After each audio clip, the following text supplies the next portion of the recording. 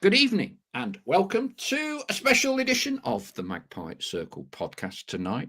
We say goodbye to one Dan at Meadow Lane. I wonder who that could be. And we welcome another Dan into the Magpie Circle studio. Delighted to be joined by one of the voices of darts and a big Notts County supporter, Dan Dawson. Dan, delighted to have you on board.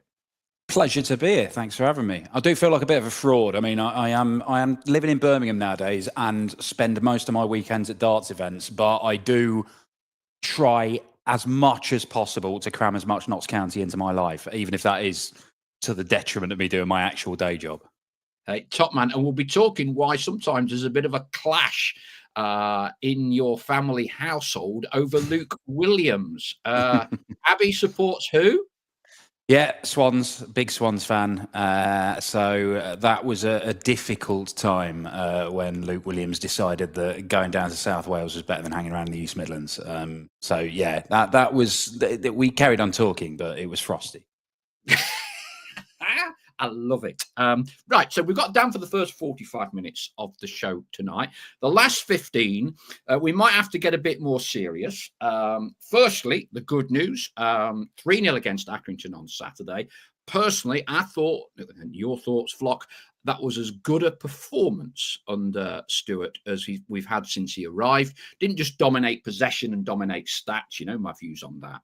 But I thought we dominated the game and were in control of the game for basically the full 90 minutes. And what a goal from George Abbott. And I know one or two people get a bit worried about George leaving. As I understand it, we should be fine. You can't play for 3 clubs in one season. And because George had a game in an EFL trophy match, played for Notts, we should be all right. We should be all right. More transfer news incoming later in the programme. And there has been much debate, conjecture, rumours about the coaching staff at Notts. Stewart's number 2 and number 3, the Saunders brothers, neither were in the dugout on Saturday. They weren't at training last week. We'll discuss a little bit more around that in the last 15 minutes of the show after we've been talking darts. No conspiracy theories. Don't get too carried away, people. And as always, be respectful on the message boards. Right, Dan, delighted to have you on board. Now, I've got to say, among the younger generation, which clearly rules me out, you're pretty well known, and your Notts connections are well known. For someone over 60 like me, who can remember watching the first World Darts event, I forget which brand it was, but you will know this. Obviously, it was in. It was in Nottingham, wasn't it? The very first one. Yes, at the Old City. It was called something else. I remember. Yeah, I can't remember what it was called. Yeah, Leighton Rees, Heart of something or other. Heart of the Midlands. Heart of the Midlands, I think. Leighton Rees beat Derbyshire boy John Lowe, I think it was that. And there was a very good documentary on the darts, actually. I was watching, thinking of you, about how it all started, and a lot on Jockey Wilson and all that. Very good. But anyway, Notts County. I'm guessing you're flying a lone Magpie flag in the darting fraternity, unless you're going to tell us otherwise. Where's the Notts connections come from? I've been born and raised in Notts, to be honest. So North Nottinghamshire, Kirkby and Ashfield. So I was there till I was about 16, and I'd fallen in love with football from about 7. So I used to have, my old man used to take me down to Notts County. He'd moved to Nottingham when he was a similar age, actually, probably about 6 or 7, from Newcastle. And I think it was because they played in black and white, that just became his new team. So he'd supported them pretty much all his life. I've supported them all of my life. So, I got into football in the sort of late 80s and 90s when I was young, due to Neil Warnock and Italia 90, the two pillars of modern football. So that's what made me fall in love with it. And I've been cursed ever since. So that's all I can do. I'm stuck with Notts now. Hey, great times, though. You know, we were talking off air. I was fortunate to see kind of the first elevation into the top flight, which I think many of us thought would never happen, but did under Jimmy Cyril and Howard Wilkinson. And kind of after that had happened, 6 or 7 years later, an unheard of manager called Neil Warnock came along. So you would have been fairly young at that point, correct? Yes. Not as young as I would like, but I was pretty young at that point. So it was all the sort of Mark Draper, Tommy Johnson, Craig Shaw, all that sort of era of players that I fell in love with. And I'm still probably some of the best players I've seen play for Notts in my time, and ones I think back fondly about.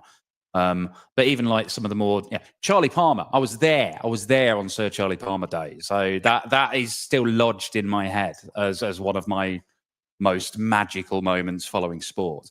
But yeah, that was what really got into me. But I'd hear all the old guys that sat around me, on my old man, obviously, talking about Les Brad and Jimmy Cyril and all these, Don Masson, all these players from back in the day who I never got to see. And you can't go and find them anywhere. There's no footage or anything. It's not like if you got into football now, you can't go and find some weird compilation on YouTube, some horrible dance music of 3 minutes of Don Masson doing Cruyff turns in the centre circle. If you've not seen it, there is one great bit of YouTube footage. I was at the game, and it's you think back now, you think, did that really happen?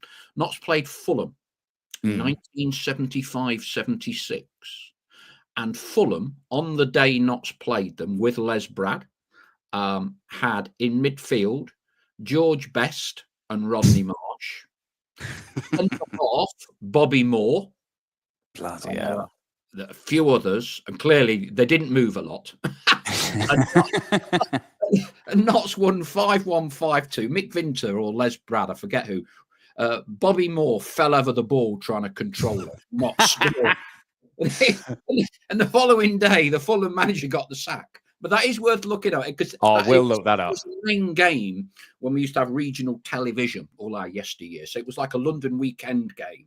And when you had regional ITV television on a Sunday afternoon, the Midlands region would show, if you were lucky, Notts when they were away somewhere else. So so there is that one. That is an unbelievable, about 10-15 minutes of it. So, I mean, I did, to be fair, because I knew I was coming on to talk to you today. I was falling down various YouTube holes, and I went back to one which I've watched many times anyway, and probably, along with us going out of Italia 90, was one of the first times my heart was broken by football, when we lost to Spurs in the FA Cup that year, when they went on and won it. And Don O'Reilly, I remember watching it, because we didn't get to go to the game. I remember watching it on the telly, and Don O'Reilly had scored and put us up, and then Gascoigne scored the winner. But just looking back at that, I mean, it is a completely different world anyway. Like there's about 6 red card challenges in there just on the highlights reel. It's amazing, but still sort of hurts a bit watching it back now. Yeah, Ian Birchinall says, Paul, I was at that Fulham game following season. Best and Marsh went to play in the States. Yes, they did. That was around about the North American Soccer League. Don Masson went out to play there for the Minnesota Kicks, I think, or Minnesota Kick. Okay, Dan. So I think then you were pretty regular at Notts, weren't you? I think you were saying to me just before we came on the show, you were a season ticket holder with your dad? Yeah, I was. We're going back to the sort of early 90s. And then once we got in the top flight, I remember we got the new stadium and it was all fancy. And then the prices went up massively. And that's when we sort of knocked it out of the head for a couple of years. Wow. But I was regularly going all the way through to probably about 96, I think. And then I've moved down to Wales with my mum to continue my education.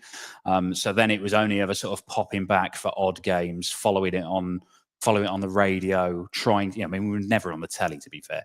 But yeah, I've always tried to get back and see as much as possible, but that has become increasingly difficult in recent years just because all my weekends have been taken up with darts. So there's lots of cramming it in on the app while I'm away in Germany or the Netherlands or wherever else. Yeah, I mean, we'll talk about the evolution of the darts or the renaissance or whatever you want to call it. But are you a lone Magpie supporter? I mean, we know that Luke, but of course he's not turned 18, so we can forgive him, is a Manchester United fan, right? Okay. Yeah. Are most of the lads football fans? And most of them are, yeah. There's one other Notts County fan in in the sort of pro dart scene. Sadly, there's a guy called Mick Todd, who's about 6'7", he was on the tour a bit. I'd see him quite a bit. I'd always talk to him about knots. I've not seen it. He's not been around the top levels for a long while now. The one that really hurts is Damon Heta, the Aussie number 1. He's a world number 9 at the minute, who is an unbelievable player, won a whole bunch of titles, narrowly missed out on getting in the Premier League this year. He lived in the sort of East Midlands area for a while. He's now moved over to Herefordshire. But once he relocated over from Perth, Australia, was living in the East Midlands, and he wanted a football team to support and had sort of canvassed opinions. And the one he ended up, despite me desperately pleading otherwise, he is now a Nottingham Forest fan, which is unacceptable behaviour. Yeah, it is definitely taken off my Christmas card list. He could have picked any team. He didn't. He picked the ones over the other side of the Trent. I cannot believe that. I cannot believe that. Now, because Kirkby is not necessarily a Notts County hotspot, is it? I mean, No. were you like many of us growing up in that era where there were a lot more Forest fans than Notts fans? Although I guess maybe Derby, maybe Mansfield as well in Kirkby. Mansfield, it was mainly Forest, but Mansfield as well. Of course, Forest at that time as well. Forest are flying there. You know, Clough was still there, so they were hugely popular. So the number of Notts County fans in my school, I could count on the fingers of one hand, maybe one finger actually. I'm trying to think if there are any other Notts fans. There weren't many, so it was a pretty lone furrow to tread, to be honest. And that was when we were good as well. Like, God knows what it must be like over the last sort of 20 years up there. Right. Pete Bond says, I know how Dan feels. My wife is a Swans fan. Chris Crosby, one of our show regulars, Dan, I used to like Heta, not anymore. Evening all from Cyprus. I'm one of 3 Notts fans in the village here. How can you have 3 Notts fans in a village in Cyprus? And I didn't have that many growing up in Nottinghamshire. That's ridiculous. I have no idea, but the flock is. I mean, it's funny, isn't it? How we attach ourselves, and you know, you don't change football clubs, or at least if you're a self-respecting football fan, you didn't. And a shout out to Brett Schommer. Here's one for you, Dan. So Brett dropped me a line. He listens to the show every week. He liked the kit on playing Football Manager. Started following Notts, and he's come over to Europe, and he flew in. I met up with him on Saturday. He flew in to take in the Accrington game from Wisconsin. Good effort. Yeah, and he's gone to Morocco for 2 days today, and then he's back for Saturday's game against Bromley. But it is quite incredible, and I don't know if it's the same with the darts, but you know, football clubs. You know, there's a massive global appeal, and I guess many decades ago, darts was inherently British, but it's very much from your traveling, it's very much a global phenomenon now, isn't it? Yeah, absolutely. And look, I mean, you could even, you know, you can go back quite a long way to start seeing, you know, there were always talents from abroad. You know, John Part, a Canadian 3-time world champion, he was back playing back in the early days. There's always been sort of North American talent, although not huge numbers of it. But it's the spread into Europe that has happened primarily over the last 10, 15 years that has really made a difference. Raymond van Barneveld was a guy who put darts on the map in the Netherlands. It wasn't huge. It didn't show it on the telly until Barney turned up. And even then, Raymond, he won these world titles and he beat Phil Taylor in arguably the greatest game of all. And then as he sort of dipped away, even though there were some other Dutch players, Dutch telly were on the real verge of starting to cut back how much they were showing on their screens over in the Netherlands until Michael van Gerwen came back. So Barney sort of put it on the map, and Michael van Gerwen kind of saved it. And ever since, they've been, you know, absolutely hardcore. And there's so many Dutch players at the very top level. Germany's the real growth area. The way it has grown in Germany is unbelievable. When I started doing these events over in Germany, these European tour events, they were literally giving away tickets to get people in just to create a bit of an atmosphere. Now they're selling out every single session. Some of them, they are some of the hottest tickets in town, and it's gone absolutely mad. You know, 4 million people in Germany were watching the latter stages of the World Championship on TV. So yeah, Germany's been an enormous growth, and we're getting more German players, etc., etc.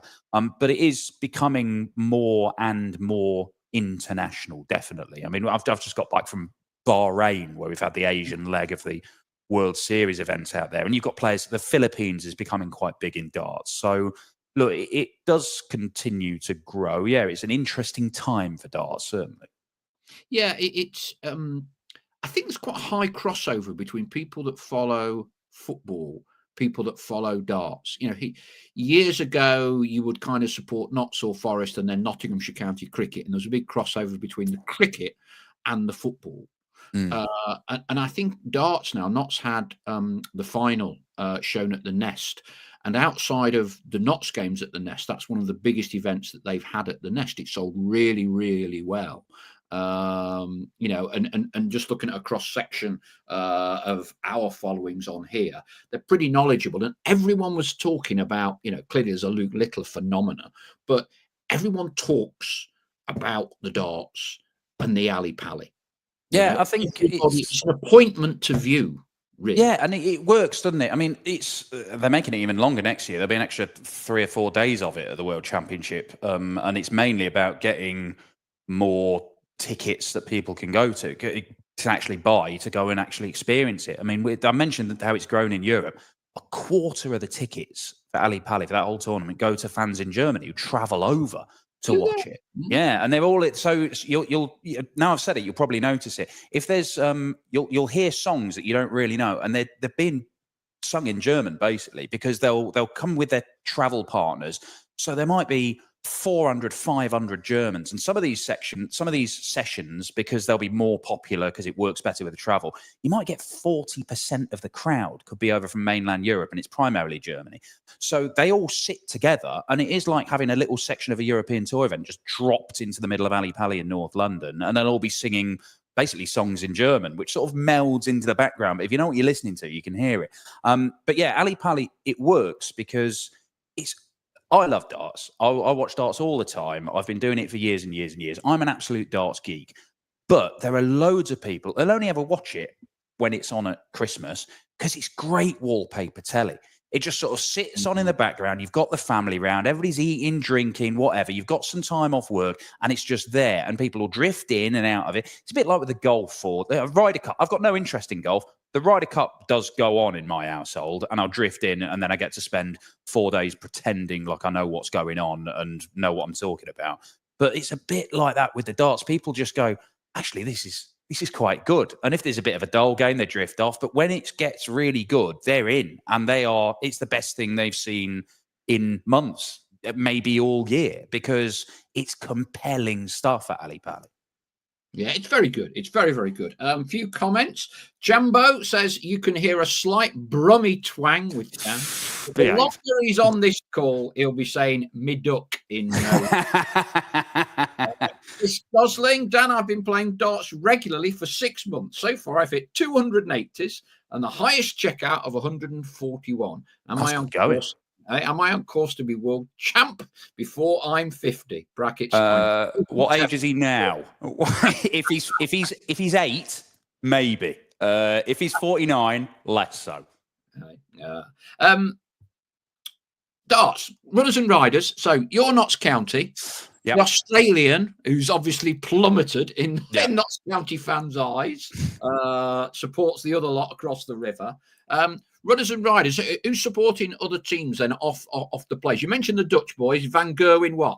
I'm going to get Ajax, Feyenoord, or he's PSV, I think. But he dips in and out. Look, if they get him to, do you want to come and parade the World Championship trophy around the ground? He goes, yeah, I'll do that. But he's not what you'd call a diehard fan. There is typically a lot of Man United and Liverpool. Stephen Bunting, who's in the World semi-finals and won the Masters, massive Liverpool fan. He was there.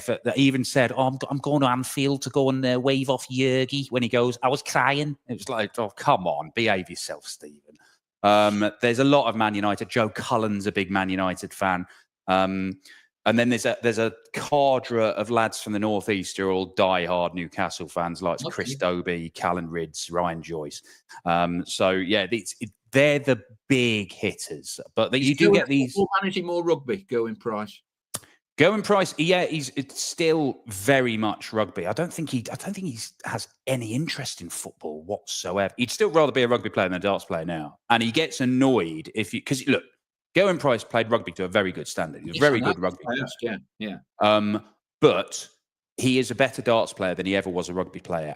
But if you ever say that to him, he really does get the ump. And if you've seen Gezi, you do not really want to get on the wrong side of him. So I have said that to him. I've only said it to him twice, and I'm not going to do it again because he really doesn't like it. Now, I remember one semi-boozy night a long time ago. I used to run all the William Hill sports sponsorship portfolio. Am I right thinking Phil Taylor, Port Vale? Yes, yes, I'm pretty sure that's right. Yeah. Again, another one of those where he was never really die-hard, but ostensibly a Port Vale fan. Yes. I always thought it was interesting he says Port Vale rather than Stoke. Yes. Yeah, I'm not really sure what the where the sort of the lines get drawn up in that part of the world where you have to. But I mean, you still Crewe's not that far away either. But yeah, I think Port Vale was it.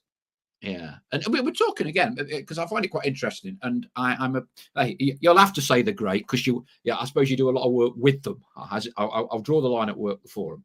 But the Hearns. Eddie's done a brilliant job. I still think his old man is the real brains, but obviously you can't comment on that. But I met Barry a few times, and one thing that really goes up in my estimation. I'm glad you're on coke there. We one of our female presenters. Dr. Pepper, actually. We're not sponsored by them guys. Chloe was drinking something out of a vodka bottle or something. Oh, excellent! And so a teetotal member of our flock took umbrage with it. So anyway, hey, look, I mean, if it's this kind of show, I'll go and get lagered up now. Don't worry about that. I'm only a stone's throw from the kitchen. Are you not allowed to have alcohol, darts? Are you now? No, different times. Different times. Yeah. Different times. Not the 9 o'clock news changed all that.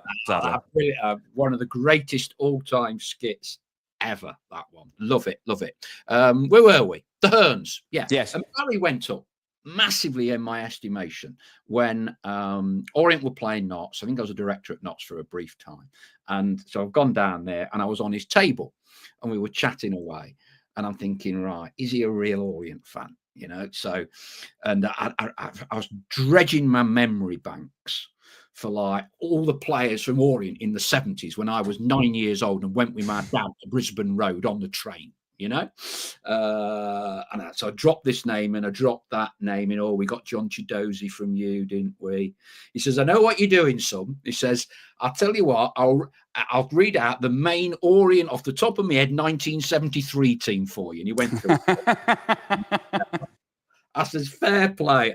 He says, I am a proper Orient fan. He says, I am a proper. And fair play, because West Ham in that manner is no different to Notts and Forest. And of course, he achieved the dream, didn't he? He bought the club.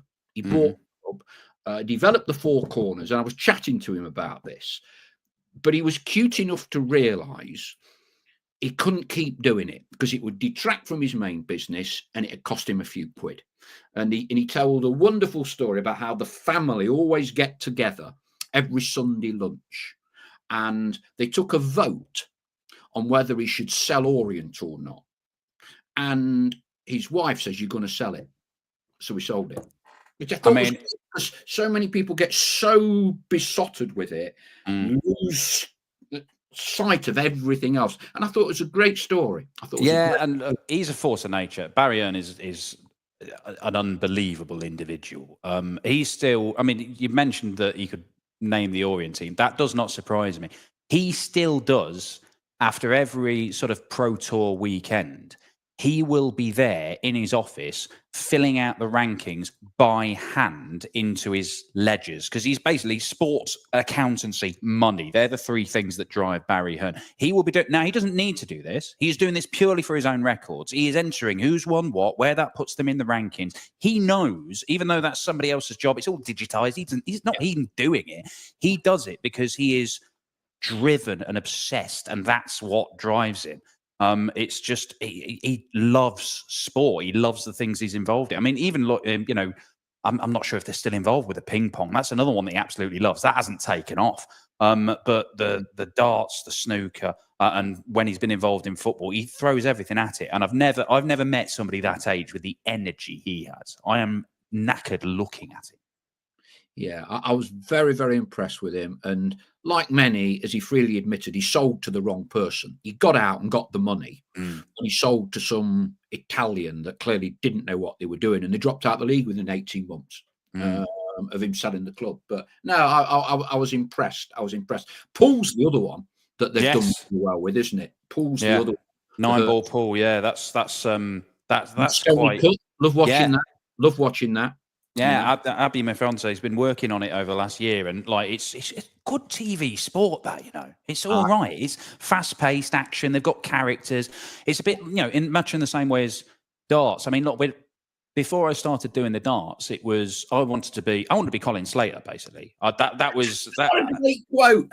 Yeah, I did though. That was I wanted to be a football commentator from a young age, and I even like. My dad knew Colin and he introduced me. And I think I came down for an afternoon and like sat next to him and just watched him. And it was like, that's what I want to do. I want to be Colin Slater. And I was reading the news on the radio and doing sports stuff. And I'd got this move down to London to be a sports reporter. And I thought, this is it. And I was going to like Champions League press conferences and stuff like that. And in the end, after about 18 months, the company got bought, got made redundant, and I was back to square one. But and that's when the darts opportunity came on, and I sort of did that. But it was working at the darts compared to working at the football. The difference was if you go to Arsenal's training ground and you've got all these multimillionaire footballers who've been groomed for greatness from the age of 15, they're all media trained within an inch of their lives, and they've never had a normal life. Darts players aren't like that. These are just normal guys you'd meet in the pub who happen to be world class at this particular skill. And I think the first darts gig I ever did, it was a world championship, covering it for the radio. They just said, "Here you are, there's Phil Taylor." And Phil Taylor just comes in, takes a seat next to me, and I'm speaking to the greatest exponent of this sport of all time. And I've got him for as long as I want on my own as a one-to-one interview. I was like, this is, I wasn't even allowed more than one question with Ashley Cole like 6 months ago when I got to speak to him. This is mind-blowing. But that is, you know, that I think the further lower leagues you go, then the more characters you get. But in football, it just feels so homogenized and kind of alien from normal people in normal life. Yeah, an element of this, I think, because obviously now I've made my career after being a journalist, you know, a long time ago in public relations and, you know, managing, you know, perceptions and call it what you will, and sponsorships. I wonder if Luke Littler will be the first media, do you know what I mean? Because he's so young. I wonder, because he's now going to live his entire life through a prism of darts from the age of 16, 17, isn't he? You know, and I wonder whether he might be the first real proper media trained, slightly different animal to Phil Taylor, who, like you just said, has already achieved greatness before he necessarily becomes a household name. Yeah, and look, it is different now because obviously Phil Taylor, there's no social media, there's none of that stuff when Phil Taylor was making his name and achieving all these great things. And that only came in towards the end of his career. And obviously, I don't think Phil was particularly active on Twitter, to be honest. But Luke Littler lives his life on social media, and I think that in itself is a difficult thing with which to deal. But there's also more scrutiny as it's got bigger and bigger. Everybody wants a piece of him, and Luke Littler's a special case anyway. But he's you know, I know the guy who does it. He's got basically a full-time security guard that goes around with him everywhere. He's got his birthday party tomorrow. He turns 18 tomorrow. And this blew my mind because obviously I've been commentating on Luke and I've known him for a while, but you forget that he is a kid. He's going to Mega Bowl. So, like, he's literally going 10-pin bowling with his mates. Like, there's still little bits of a normal life in there. But he is going with a security guard so he doesn't get hassled. But you're right, he's almost like a case study if what happens if you have this freakishly talented young person that then lives their entire life potentially with huge success. We don't know how successful he's going to be, but it's going to be very interesting watching him develop and having to grow up under such scrutiny. Yeah, very interesting. As an aside, you were talking about atmosphere at Ali Pali, and I went a few times because obviously William Hill used to be the main part of the event for many years, and they obviously have the Colo and Yaya Tory chant, don't they? Yes. So Tony Kenny, who used to run who was head of sponsorship for William Hill, he said, Macy, he said, right, he said, that chant, he said, right, we want to get the Tories live at the Ali Pali. He says, we want them there live. I said, well, it's not easy, like footballers, and I think one of them was banned at the time for having the diet drug or whatever it was. Oh, yeah.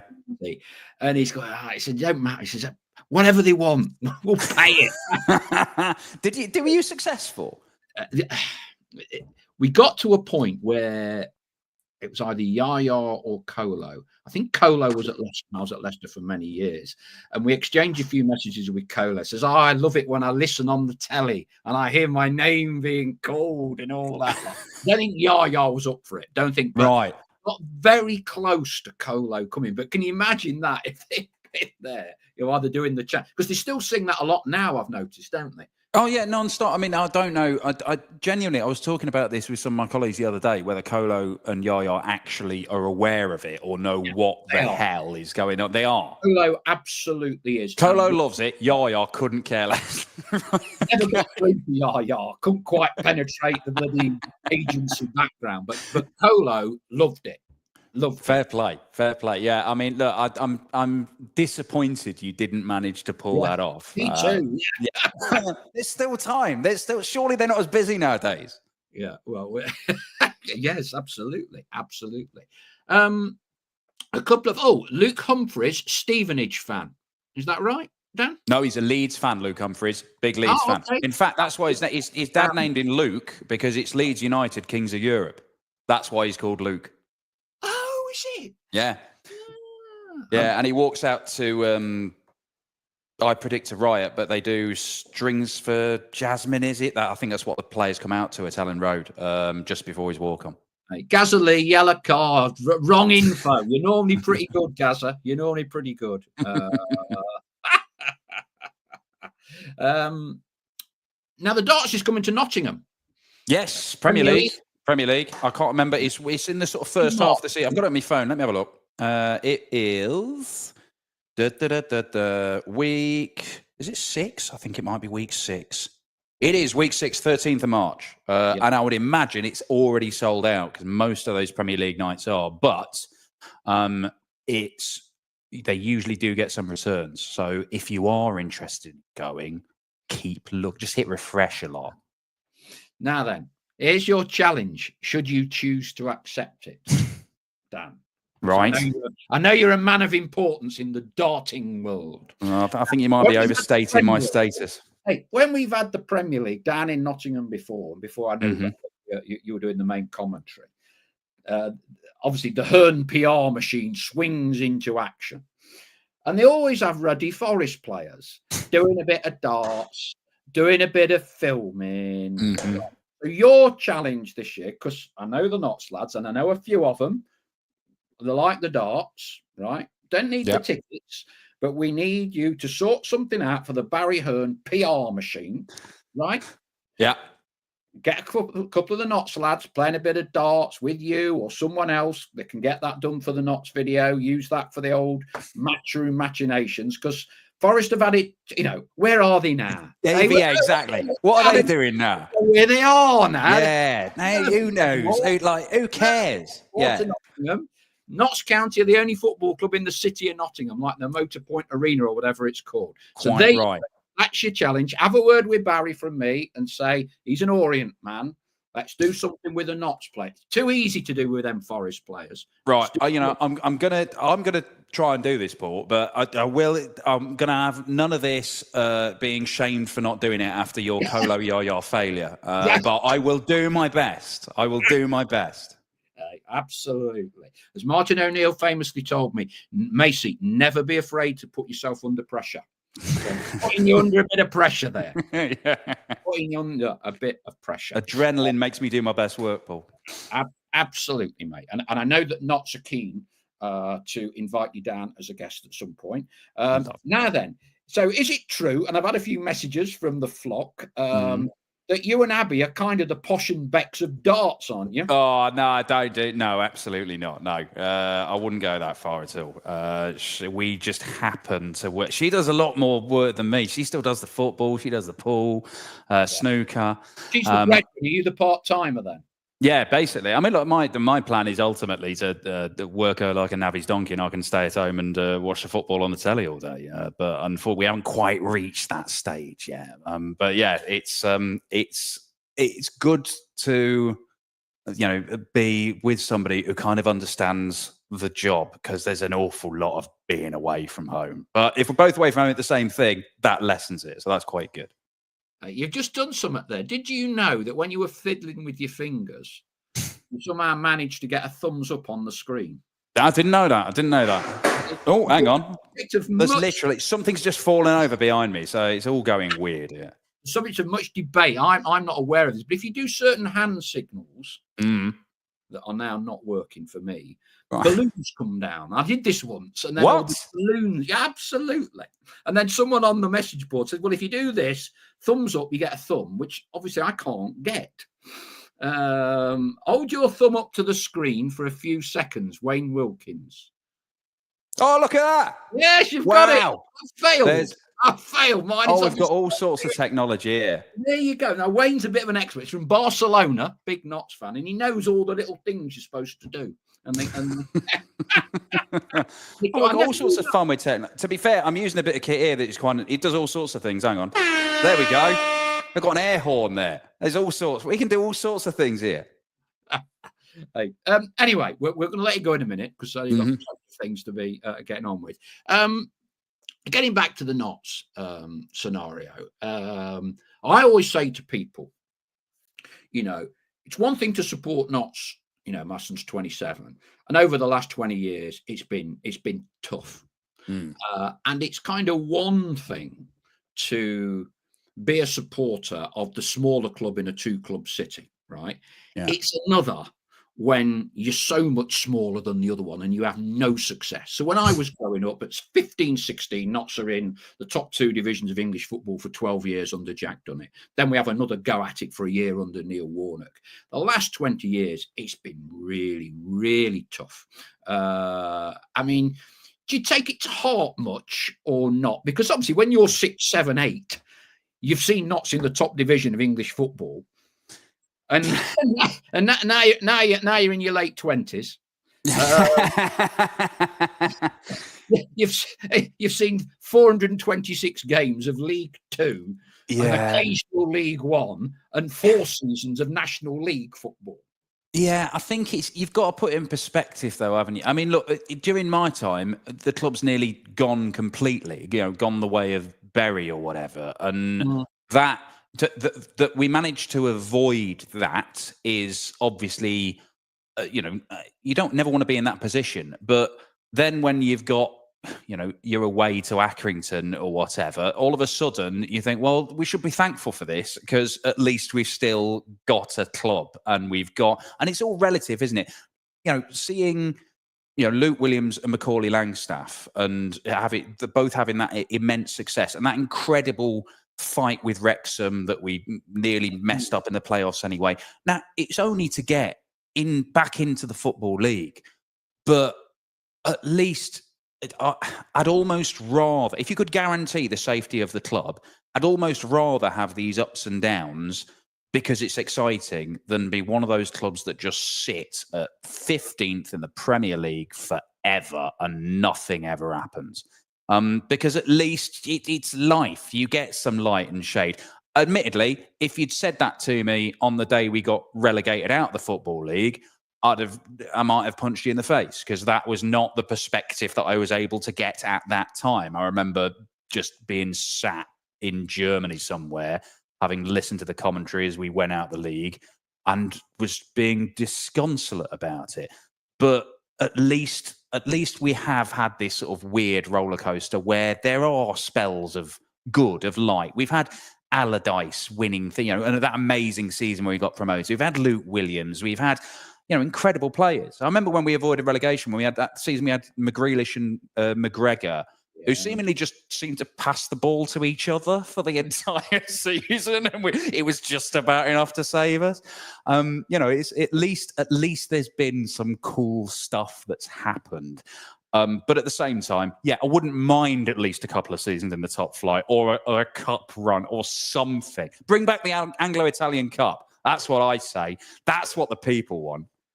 Anglo-Italian Cup. I went to the final of the Anglo-Italian Cup, not the one at Wembley, against Chesterfield. Okay. You can't make it up, can you? 1980-81. Chesterfield played Rangers in one semi-final. I forget who we played. And so we're all thinking, right, two-legged game against Rangers, who obviously decided not to take it very seriously. And Chesterfield won. So the two-legged final, when I was a teenager, of the Anglo-Italian Cup was against Chesterfield. Wow.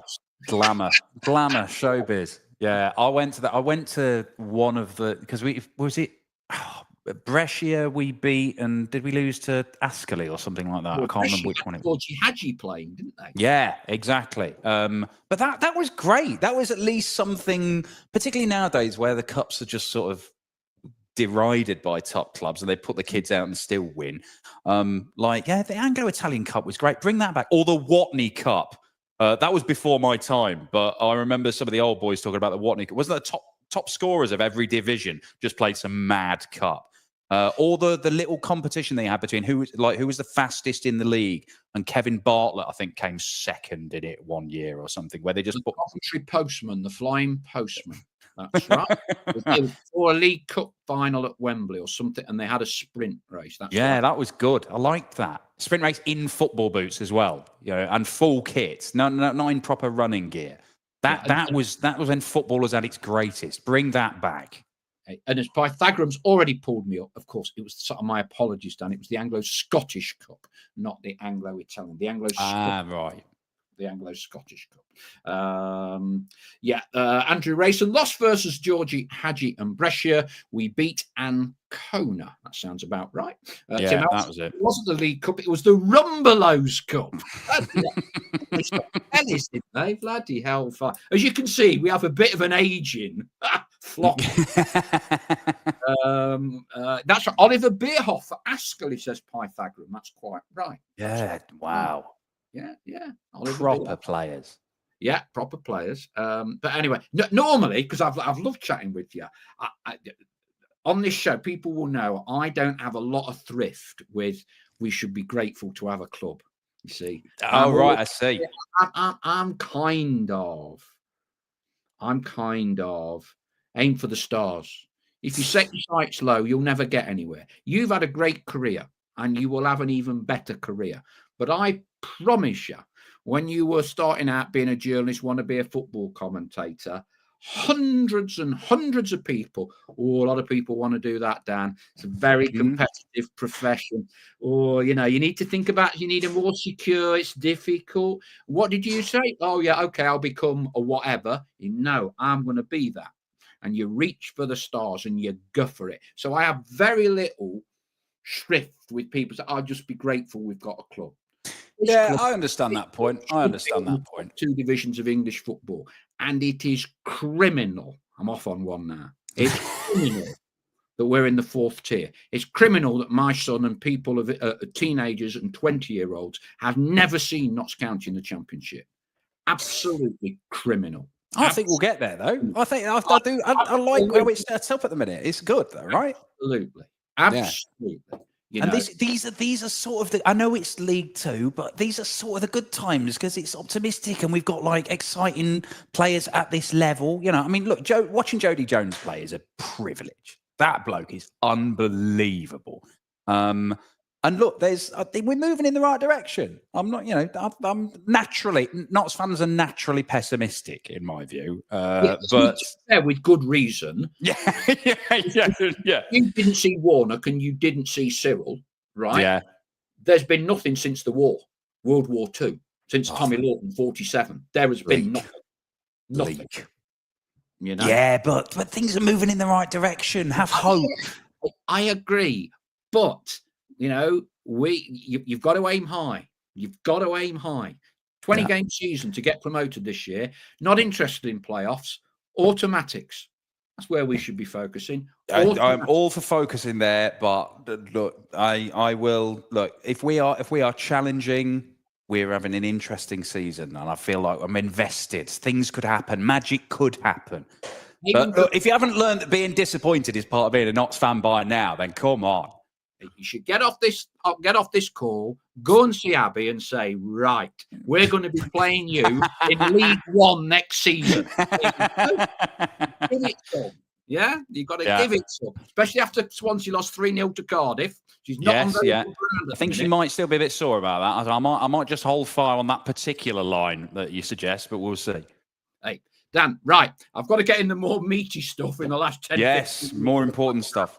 As in, not important. It's been brilliant chatting to you. Thank you ever so much. So your mission, right? We're going to sort some Notts players out ahead of the darts, and I've got to dig out Colo Torre at some point. And it's been brilliant having you, and it's been fantastic to have you on the show. Pleasure. For the time. Club are going to be in touch, so I'm sure you will be invited down, and we look forward to seeing you come along to the darts in mid-March. Keep an eye out for late cancellations, Flock. Thank you. Any closing comments, Dan? Absolutely none. Absolutely none. Apart from it has been a genuine honour, although I do feel slightly shortchanged that Stal isn't here because as he is one of my heroes from watching Notts all these years, so much so that I had a duck that I named after him. My mum had a pet duck. He was Mark Stallard the Mallard. And I genuinely, I mean, he's no longer with us. He's a duck. They don't last that long. But I had a duck called Mark Stallard. And the first time I get to come on an actual Notts County podcast and Stal isn't there. I named a duck after you, man, and you've just not even bothered to show up. Fine, whatever, don't mind. That is unbelievable. What sort of duck was it? A mallard, or it was a mallard? Very quickly, or what was it? No, it didn't move. It was more. It was more sort of Stal towards the end of his career. Lots of didn't shoot off very quick, but lots of clever touches and flicks. That's you can't. You just cannot beat that. Yeah, one quote, he wanted to be the next Colin Slater. And the second one, he named a duck. Mark Stallard. Brilliant. Dan, thank you very much indeed. Thank you very much for having me. All right, thank you. Right, guys. That was, I think, pretty exceptional as things go. Right. Okay, onto some other stuff.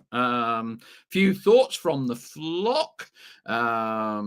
Craig Langton, Notts v Forest at darts in the nest would sell out. Maybe get. I wonder if Ryan Yates would be up for it. He's had a foot in both camps. That's quality. Dan says Joe Spitfire, and thanks to Dan. Ian Birchinall, I bet the duck was quicker over 50 yards than Stell. I'm sure the duck could hang better in the air than Stell at the far post. That is for sure. I'm sure you'll be coming up with a load more puns and whatever else. Okay, start the show. Let's just go back to Notts. Accrington on Saturday. Your thoughts on that? Seen a few of them. Any more? For me, best 90 minutes under Stewart since he's been here. Controlled the ball, controlled the game, I think, more importantly. Really, really good. However, a bit more, I've had a lot of people contacting me over the weekend with regards to the coaching staff, namely Stewart's number 2 and number 3, Matt Saunders and Craig Saunders. Normally, they're obviously always in the dugout, always on the training ground. They were not at training last week. They did not travel with the club as part of the delegation overnight to Accrington, and they weren't there on Saturday. Matt and Craig were both at Wealdstone's game on Saturday.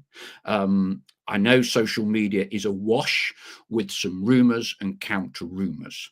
I have spoken with the club today about what the situation is with the brothers and why they're not at the club either on a match day or during training. I won't go into all the details that I've put to the club. The club have declined to comment at all on this situation.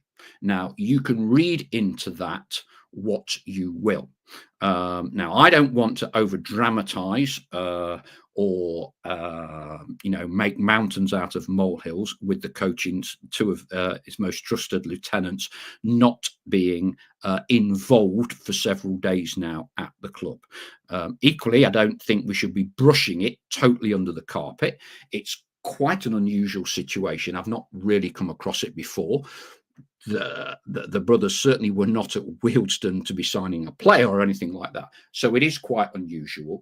And on this show, we try to be as balanced as we can. And Chris Gosling says that's just poured fuel on the fire. No, it's not, Chris. I'm giving you the facts of the situation. Other people will draw conclusions. Other people have already drawn their conclusions. Hopefully, things will become clearer later in the week. I think it's highly likely that Stuart will be asked for an update on the situation at his weekly presser by BBC Radio Nottingham. And of course, we will see for ourselves as to whether the brothers are in the dugout on Saturday. So no one's making libelous comments. No one's going to start making silly points. But I do think it is newsworthy. And in an era where we don't have a dedicated reporter at the Nottingham Post, I think in lieu of the number of people that have made contact to me and have also said other things that I'm not going to be saying on air for legal reasons and obvious reasons, don't want to over dramatize it, equally don't want to sweep it under the carpet. I suspect the club will have to make a statement later this week to clarify the situation, but that is the situation. So please, if you live on social media, don't get carried away. But the reality is they were not at the game Saturday. They were at the Wealdstone game. They were not in training last week. So that's kind of where it is. I think probably one of the most important things was that Stuart and the coaching team got all 3 points with a great performance on Saturday. So it certainly didn't derail us in any way, shape or form. And again, as I understand it, João Alves, who's one of the first team coaches, and the goalkeeping coach, Steve Collis, kind of stepped up and assumed those duties to support Stuart on Saturday. They clearly did it in a very, very successful manner, and long may that continue. Stephen Shepherd, I love the gallows humour. I love the gallows humour. Have MK Dons pinch them both. Oh dear. There's some of the comments I'm not necessarily going to read out because we need to be respectful of the situation. I do think it is quite interesting that the club have declined to comment. The club are very good PR wise, but they don't wish to make any comment on anything that has been put to them today. Will Morris will be ashamed if something has happened, but I back Maynard. As I said, the most important thing I think was that on Saturday, for me, best performance under Stuart. So it did not have in any way, shape or form, have any detrimental effect on the team. Chris Gosling says, reckon that was the strongest squad we've named since being back in the EFL on Saturday. And I also thought, I'll always call it as I see it. I thought we were kind of not being disrespectful to Notts, but it's very easy to say Accrington are the worst team I've seen this season. They were terrible. The opposition ordinarily play as well as you allow them to play. And I thought Notts got to grips with them very early on and controlled the game. You know, there was Wally, wasn't there, with the elbow, you know, first few minutes, red card for me. But it didn't affect Notts, did it? You know, and I think clearly there was an element of, shall we say, stick one on Notts and see how they cope with the more physical attributes of the game. And I thought that they did extremely well. Right. I think that probably does it for tonight, because I don't want to detract from Dan, who I thought was brilliant, and 2 great quotes there. I wanted to be the next Colin Slater, and then I named a duck. I named a duck after Mark Stellard. Marvellous. Those are sorts of things you don't expect the Magpie Circle to be showcasing. So I think that's it for tonight. Thank you ever so much earlier. Now, Gazali's talking. Mentioned earlier, anyone else notice Jodie walk off and not be part of the applause? I didn't. But look, I attach very little emphasis to that. There's a few people been speaking about Josh Martin and Giovanni Brown. For me, it's an opinion. It's not worth anything. But as opinions go, I think it's the right call. Call me a cynic. If you sign someone on a 2, 3, 4 month loan, you want them playing for 2, 3 or 4 months. You don't want them playing for 2 weeks.